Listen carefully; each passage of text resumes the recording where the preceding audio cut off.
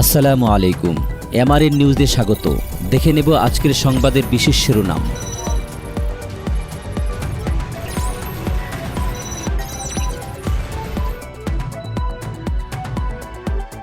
জুলাই সনদ বাস্তবায়নে টালবাহানার অভিযোগ, উত্তাল রাজপথ থেকে নতুন আন্দোলনের ডাক। জুলাই সনদ জনগণের আকাঙ্ক্ষা, কোনো দলের ইশতেহার নয়, সরকারকে কড়া হুঁশিয়ারি নাহিদ ইসলামের। এবং শহীদ পরিবারের আর্তনাদ, গণভোটের রায় বাস্তবায়নে কেনই ধীরগতি, বিস্তারিত প্রতিবেদনে।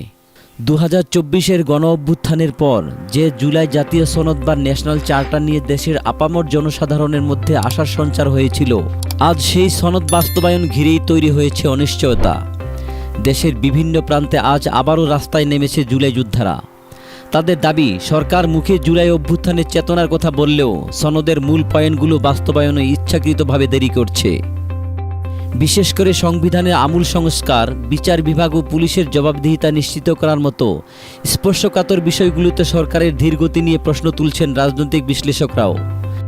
অনেকের অভিযোগ, সরকার জনরায়কে পাশ কাটিয়ে নিজেদের বিশেষ এজেন্ডা বাস্তবায়নের চেষ্টা করছে।